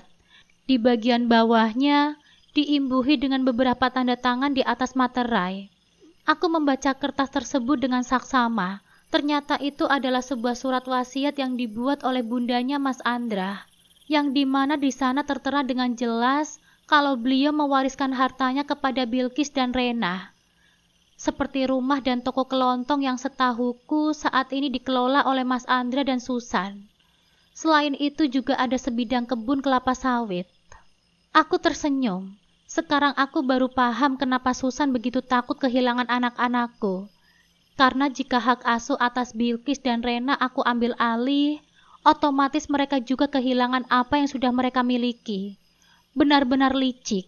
Tidak salah jika Linda menyebutnya ular berkepala dua, yang sangat berbisa. Kamu sudah bertindak terlalu jauh, Linda. Geram Mas Andra. Aku hanya menyampaikan kebenaran, agar kamu dan istrimu itu sadar kalau kalian itu hanya numpang hidup di atas harta Bilqis dan Rena. Akan tetapi, sayangnya sikap kalian seperti penjajah, tidak sadar kalau kalian itu hanya numpang. Linda memberi tekanan pada kalimatnya yang terakhir. Padahal seharusnya kalian itu berterima kasih kepada Bilqis dan Rena, karena berkat mereka, kalian bisa punya tempat tinggal dan punya penghasilan. Dan tanpa mereka, kalian bisa apa? Bisa-bisa kalian menjadi gembel. Wanita berpenampilan urakan itu tidak berhenti mengeluarkan ucapan pedasnya. Dengan kasar Mas Andra merebut map itu dari tanganku. Kemudian dia merobek-robek surat warisan yang ditulis dengan tangan oleh mendiang ibunya. Surat ini sudah tidak berlaku lagi. Lihat, dan kalian tidak bisa memperkarakan hal itu. Aku menggelengkan kepala, melihat sobekan kertas itu berserakan di lantai. Linda tertawa. Segitu takutnya kehilangan harta? Cemoohnya. Kenapa? Takut gak punya tempat tinggal dan penghasilan? Takut tidak bisa bayar cicilan mobil? Jika toko kelontong itu tidak lagi menjadi milikmu? Jika Bilqis dan Rena direbut sama Mbak Mutia? Takut tidak bisa mengikuti gaya hidup istrimu yang so elit, padahal ekonomi sulit? Makanya, sadar diri kalian, cercanya. Terserah kamu mau bicara apa. Yang jelas aku tetap mempertahankan apa yang memang seharusnya menjadi milikku. Baik itu anak-anak ataupun harta peninggalan orang tuaku. Sambar Mas Andra. Dan lihat, aku sudah musnahkan surat wasiat itu. Kalian tidak bisa lagi mengancamku dengan surat itu. Bang, itu bukan asli bang. Tapi itu cuma fotokopian saja. Ya kali gue bawa-bawa yang asli. Karena gue sudah menduga hal ini pasti akan terjadi. Timpal Linda. Ternyata kalian memang benar-benar tidak punya harga diri ya. Persis seperti Benalu. Sudah numpang hidup, tapi tidak tahu terima kasih. Dasar parasit, pekiku. Walaupun aku tidak tertarik dengan harta peninggalan orang tuamu yang mereka untukkan untuk anak-anakku, karena aku masih sanggup menghidupi anak-anakku. Tapi melihat kelakuan kalian, aku berjanji akan memperjuangkan apa yang seharusnya menjadi hak anak-anakku. Aku menekankan, kalian salah karena sudah berani berurusan denganku, karena kalian tidak hanya akan tersandung dan berurusan dengan hukum, tetapi kalian juga akan kehilangan apa yang selama ini kalian miliki, walaupun sebenarnya bukan menjadi milik kalian. Cercaku. Dan aku tidak pernah main-main dengan apa yang aku katakan. Baru saja aku selesai bicara, 3 orang laki-laki masuk ke dalam ruangan yang beberapa hari ini kami huni. 1 orang memakai jas hitam, sedangkan 2 orang lainnya memakai jaket kulit yang juga berwarna hitam. Melihat kedatangan 3 orang laki-laki tersebut, membuat ekspresi Mas Andra berubah seketika. Wajah sangar yang sedari tadi dia tunjukkan berubah tegang dan gugup. Mas Andra memutar pandangan menatap padaku, seolah meminta penjelasan tentang ketiga orang asing yang masuk ke dalam ruangan perawatan Rena. Akan tetapi, aku hanya menjawabnya dengan menyunggingkan senyum. Mungkin mereka asing bagi Mas Andra, tetapi mereka adalah relasi Fahri yang merupakan pengacara, dan aku berencana meminta bantuan kepada mereka untuk mengusut perlakuan tidak enak yang dilakukan oleh Mas Andra dan Susan kepada Bilqis dan Rena, lalu mengurus hak asuh atas anak-anakku agar jatuh kepadaku. Sengaja aku meminta bantuan kepada mereka, karena mereka pasti lebih paham. Di sela-sela aku mengurus Rena, aku dan Fahri juga sudah membahas hal itu. Tentunya tanpa sepengetahuan Mas Andra. Anggap saja sebagai kejutan agar dia sadar kalau aku tidak pernah main-main dengan ucapanku. Apalagi ini menyangkut anak-anak. Fahri menyongsong mereka. Begitupun denganku. Aku menyambut mereka dengan seramah mungkin. Kuabaikan Mas Andra dan Susan yang memperhatikan kami. Bagaimana kalau kita bicara sambil ngopi, Pak? Tawar Fahri. Aku setuju. Itu lebih baik. Setidaknya kami bisa bicara banyak hal tanpa merasa terganggu oleh Mas Andra dan Susan. Selain itu, aku juga tidak ingin mereka mendengar pembicaraan kami. Cukup mereka hanya tahu kalau sekarang urusan mereka tidak lagi hanya denganku saja, melainkan juga dengan hukum. Ayo sayang, ajakku pada Bilqis dan Rena. Ku gandeng mereka berdua di kanan dan di kiri. Lalu menyusul Fahri yang sudah keluar terlebih dahulu. Saat melewati Mas Andre yang berdiri berdampingan dengan Susan, aku menghentikan langkahku. Persiapkan diri kalian untuk menerima serangan dariku, cemoohku. Mutia, seharusnya kita bisa bicarakan ini dengan baik-baik, ucap Susan. Hah? Apa? Bicara dengan baik-baik? Aku bisa baik-baik terhadap orang yang bersikap baik juga, tapi itu tidak berlaku untuk orang seperti kalian. Paham? Sinisku. Tapi Mutia... Permisi, aku memotong ucapan Susan. Lanjutkan, Mbak. Aku ada di pihakmu. Sambar Linda memberi dukungan. Hukum tabur tuai itu berlaku. Apa yang ditanam, maka itu pula yang dituai. Jangan harap bisa memanen apel yang manis jika yang ditanam brotowali. Dia menyindir Susan terang-terangan. Aku mengangguk menyetujui ucapan Linda. Anak adalah harga mati, bukan tameng untuk mendapatkan materi. Lanjut Linda lagi. Sepertinya Linda juga sudah sangat membenci Susan. Juga Mas Andra yang tidak lain adalah sepupunya sendiri. Bilqis! Mas Andra berusaha meraih tangan Bilqis. Akan tetapi, refleks Bilqis menghindarnya. Entah sedalam apa luka yang ditorehkan oleh Mas Andra di batinnya, sehingga dia tidak mau lagi disentuh oleh laki-laki yang bergelar ayahnya itu. Padahal biasanya ayah adalah sosok cinta pertama bagi anak perempuannya. Akan tetapi, sepertinya Mas Andra sudah gagal menjadi sosok itu untuk Bilqis. Terdengar helaan nafas berat dari Mas Andra. Rena? Dia berjongkok di hadapan Rena. Sama halnya seperti Bilqis. Rena juga menghindar. Dia memilih untuk beranjak dan bersembunyi di belakangku. Aku tersenyum getir. Kamu lihat sendiri kan, Mas? Entah sehancur apa mental mereka, sampai-sampai mereka enggan denganmu. Cercaku. Kamu sudah gagal, Mas. Pertama, kamu sudah gagal menjadi suami yang baik. Dan yang kedua, kamu sudah gagal menjadi ayah yang baik untuk anak-anakmu sendiri. Dan sepertinya kegagalanmu dalam dua hal itu juga serta-merta membuatmu gagal menjadi anak yang baik bagi orang tuamu, karena kamu telah gagal mengurus cucu-cucu mereka. Aku menatap sinis pada Susan. Dan dialah sumber kegagalanmu, Mas. Aku beranjak pada Linda. Linda, terima kasih karena selama ini kamu sudah membantuku menjaga Bilqis dan Rena. Tuturku pada Linda. Linda mengangguk. Aku pun menyesal karena tidak bisa sepenuhnya menjaga mereka, Mbak. Itu karena dia selalu berusaha membatasiku. Geramnya. Aku memaklumi posisi Linda. Akan tetapi, setidaknya dia sudah berusaha melakukan yang terbaik untuk anak-anakku selama ini. Aku menyuruh Bilqis dan Rena bersalaman dan pamit pada Linda. Mereka pun tidak membantah dan melakukan apa yang aku suruh. Linda mengecup kening Bilqis dan Rena bergantian.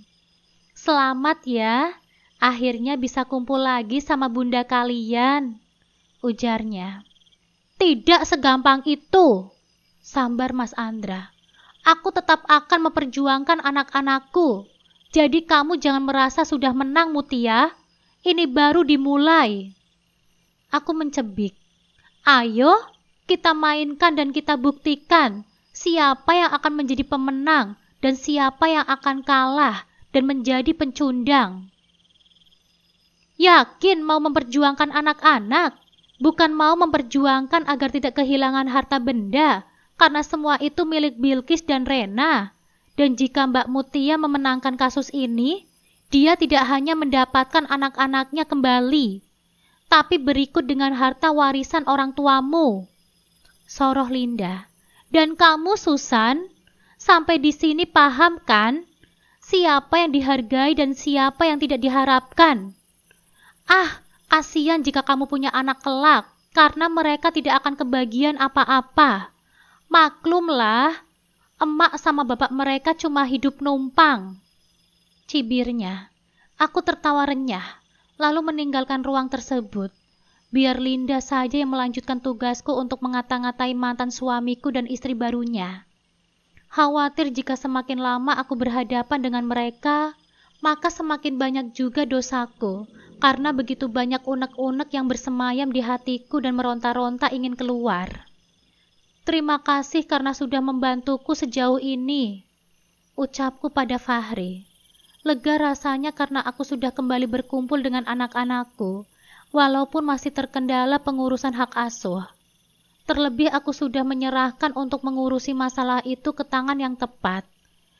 Dari perbincangan kami tadi siang, dan dari bukti keterangan yang juga diberikan oleh Bilqis dan Rena kepada pengacara, mereka memastikan kalau hak asuh anak-anak sudah berada di dalam genggamanku. Hanya menunggu proses hukumnya saja. Hari-hari yang berganti bulan telah membawa Mas Andra dan Susan pada titik terendah mereka. Tuduhan penelantaran dan penganiayaan anak yang dijerat kepada mereka berdasarkan pasal 80 ayat 1 Undang-Undang Perlindungan Anak nomor 35 tahun 2014 kini berujung pada vonis. Suara hakim menggema, mengumumkan pidana penjara paling lama 3 tahun 6 bulan dan denda hingga 72 juta. Raut wajah Mas Andre dan Susan memucat. Mata mereka kosong. Mereka yang dulu dengan angkuh menindas Bilqis dan Rena, kini harus menanggung konsekuensi pahit atas perbuatan mereka. Aku ditemani Fahri dan juga Linda, hanya sekali mengunjungi mereka di balik jeruji besi. Mas Andra dan Susan dengan tatapan memelas, memohon pengampunan, memohon untuk dibebaskan. Namun hatiku telah mengeras. Luka yang ditorehkan kepada Bilqis dan Rena terlalu dalam untuk disembuhkan oleh sekedar kata maaf. Rasa sakit yang kalian alami ini belum seberapa dibandingkan dengan apa yang Bilqis dan Rena rasakan. Bisikku dingin, meninggalkan mereka dalam keputusasaan. Pembalasan terbaik bukanlah dengan membalas kejahatan, melainkan dengan kebahagiaan. Beberapa waktu kemudian, dalam balutan busana muslimah yang anggun, aku melangkah menuju masa depan yang cerah. Sebuah acara akad nikah sederhana namun penuh hikmat, digelar di kediaman orang tuaku, disaksikan oleh sanak saudara terdekat, dan wajah-wajah ceria Bilqis dan serta Rena. Dengan mahar seperangkat alat sholat dan Al-Quran, Mas Fahri mengucapkan ijab kabul dengan lantang dan jelas di hadapan penghulu dan saksi. Saya terima nikahnya Mutia binti Ahmad Zakaria dengan mas kawin tersebut dibayar tunai, kata Mas Fahri, mengakhiri penantian panjangku akan cinta yang tulus dan bertanggung jawab. Senyum haru mengembang di bibirku saat aku menyalami tangan suamiku, merasa damai dan bersyukur atas takdir Allah Subhanahu wa Ta'ala. Rumah kami kini dipenuhi dengan tawa, cinta, dan kehangatan yang telah lama hilang. Bilqis dan Rena, yang dulu kurus dan penuh luka, kini tumbuh menjadi anak-anak yang ceria, disirami kasih sayang tanpa batas dariku dan Mas Fahri. Setiap hari adalah bukti bahwa kebahagiaan sejati bisa ditemukan setelah badai berlalu, dan bahwa cinta yang berlandaskan iman akan selalu membawa berkah. Tamat.